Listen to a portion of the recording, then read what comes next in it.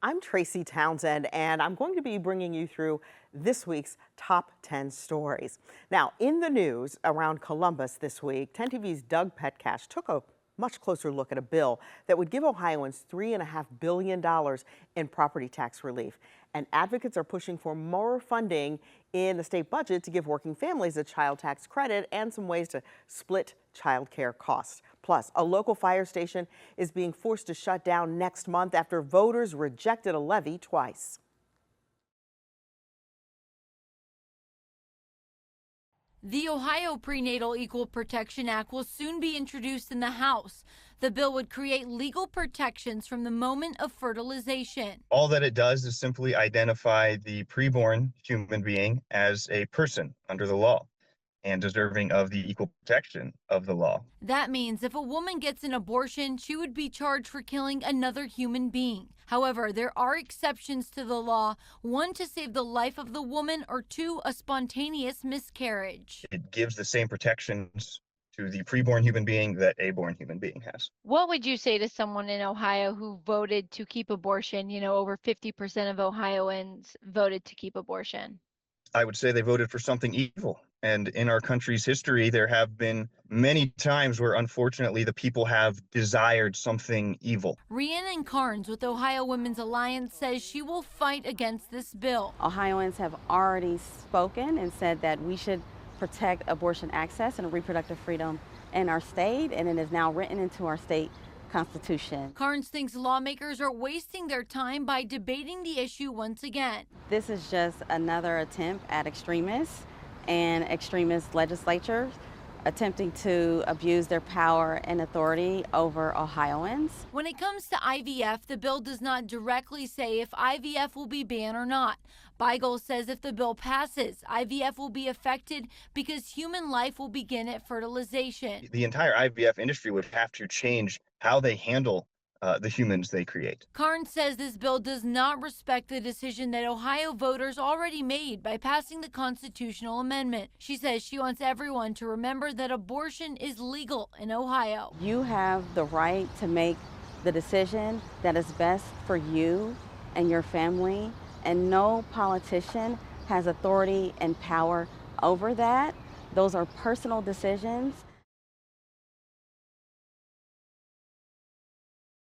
A mother's worst nightmare. Doesn't feel real. It's just like waves of emotion, Now a reality for Shanae Neal. Yeah, he was just with some of his friends. I think wrong place, wrong time, and he got, caught in the crossfire of a bullet. Neal's son, 18-year-old Josiah Mason, was shot and killed during Saturday's mass shooting downtown Columbus. This is Josiah on graduation day from Beechcroft High School. The young man just turned 18 2 weeks ago. He graduated May 30th, and then he had his birthday the very next day, the 31st. You always think it would be the opposite, that, you get older and your kids bury you and you're not the one burying them. Columbus City Schools sending us a statement saying in part, quote, "We will remember Josiah as a resilient, determined, and inspiring young person." He talked about wanting to be an electrician. He was looking into some different schooling and stuff for that as well. Lodge 9 FOP President Brian Steele says he believes Columbus is numb to the gun violence plaguing the city. Why are we so numb? Why are we so desensitized? This is absolutely a mass shooting. It is so frustrating as a police officer in the city that this is, again, accepted. I don't understand how 8 people shot is not bigger news. You're the only new agency that has approached me with this. That's upsetting. Neal just hopes Josiah is remembered in a positive light. He just had a full life ahead of him. He was a creative young man. He's very funny. For the suspect or suspects that are out there, do you have any words for them? If you have a heart, you need to turn, yourself in. If I would say anything to the suspects out there, like, you made a choice that affected a lot of people, and you need to be accountable for that choice.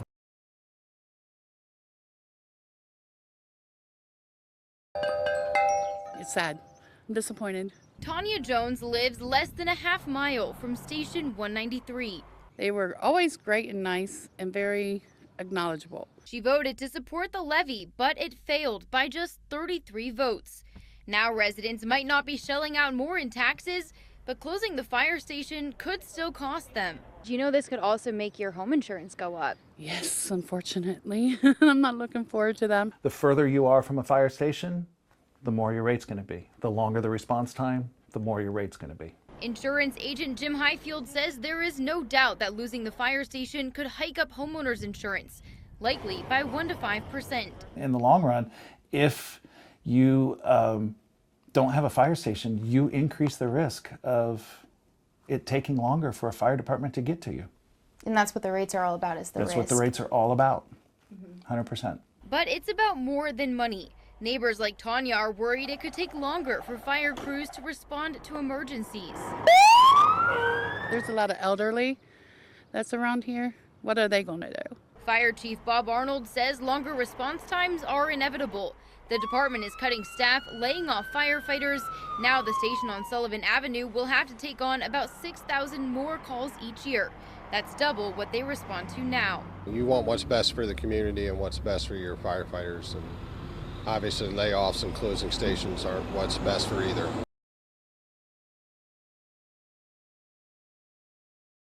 Child care centers like this one see the challenges of the high cost of child care every day. Now, advocates are pushing for more state funding.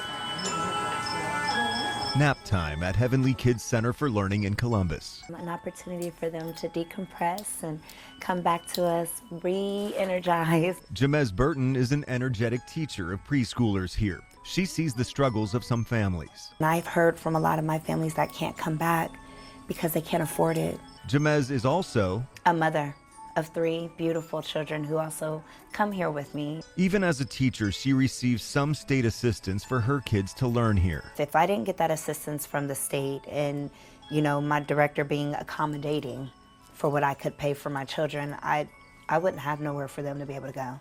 So we saw a difference from the governor's proposal now to where the Senate's budget proposal is at. Is a difference of $1.3 billion in investment in young children and families. Groundwork Ohio advocates for the well-being of Ohio's children. As the state Senate and House negotiate a final budget in conference committee, Groundwork Ohio wants them to include a roughly $800 million proposal from Governor Mike DeWine to give working families a $1,000 child tax credit for each child under 7 years old. Really meaningful policy that will get hard-earned dollars back into the pocket of families that need it, that are feeling all those squeezes of their costs. They also want the Senate to restore a plan approved by the House to split child care costs 3 ways, between eligible families, employers, and the state. But Gutierrez says their main concern is a $200 million cut over the next 2 years for the child care system. There's revenue available to deliver for the relief that families are asking for, and we're really prioritizing those working families who need it the most. Are you hopeful as the conference goes on? I am. We've continued to see the Governor DeWine in the press and otherwise really leading the advocacy in what he's calling a family tax cut. Jamez Burton knows the real value of good child care. I'm seeing my children come home showing me they know those letters, shapes, colors, numbers while we're driving to school, while they're reading some of those things around them. Advocates and supporters are making their voices heard here at the State House. Gutierrez tells me she expects at least 200 people to show up for what they're calling a rally for working families tomorrow here on the State House lawn at noon. At the State House, Doug Petcash, 10 TV News.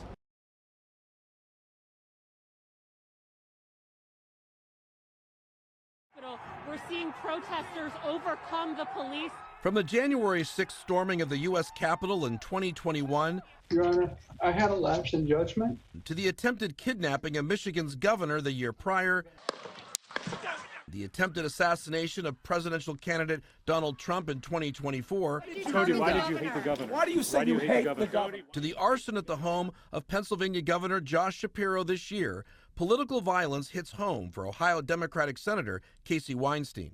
Have you personally received threats since you've been in office, and how have you dealt with that? Oh, yeah.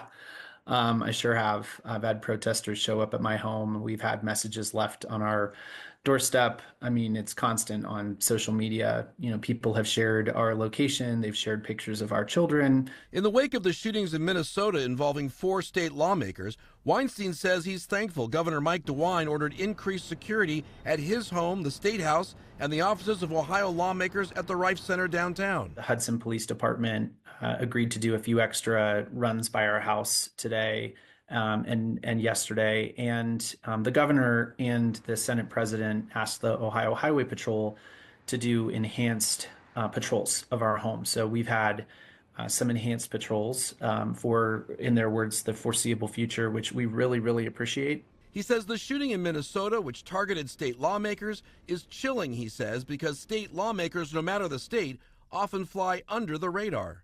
We share our addresses often. There's a lot of trust built up in our communities. And so to see that broken and to have state legislators gunned down in their homes, their spouses as well, and targeted in that way, it hits differently, more personally. And, you know, sharing these thoughts with a lot of my colleagues, I think they feel the same way too. Weinstein says he hopes past and present political attacks don't deter people from running for office. We need parents of young kids in office. We need them to step up. We should have younger people willing and to do this, and they shouldn't have to fear personal attacks or personal repercussions for them and their families.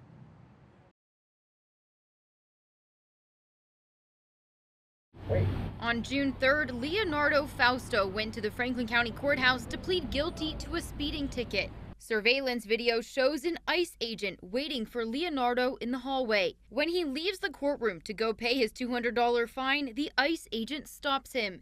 10 seconds later, he's in handcuffs, let out of the courthouse, and eventually booked into the Butler County Jail. His wife called us, desperate, crying on the phone, saying, ICE took Leonardo. And we couldn't believe it. Leonardo's attorneys say he's been seeking asylum for the last 4 years and has been under an order of supervision. Under the order of supervision, it tells immigrants that are allowed into the United States that they need to obey local ordinances, and that's how they do it. Even with speeding tickets, that's a local ordinance, and he pled guilty to that, and that didn't happen before, but it's happening everywhere right now. Leonardo spends his days working in construction and his nights selling pizza, working to support his family of 5. His kids now keeping busy drawing pictures of their family for the judge that will eventually be assigned to the case. The kids cry every night asking for the father, and they wake up crying, asking, if daddy's coming home today. Do you think that a speeding ticket should be means for an ICE arrest? No. Representative Gary Click has introduced legislation in Ohio supporting federal immigration policy. It would make it a felony for unlawful immigrants to be in Ohio. But he says someone like Leonardo, who's actively seeking asylum, should be able to stay. Do you think that they're targeting the right immigrants right now federally? I think they are. I think that unfortunately there is no perfect system, and unfortunately the mistakes are going to happen. I do believe in the system, and I believe that the system eventually, bends towards justice. And I think that if Leonardo has done everything correctly, I think the system will rectify itself. For now, Leonardo is locked up in Butler County. His and his family's future in Ohio uncertain. He's just afraid. He just wants to get out of there.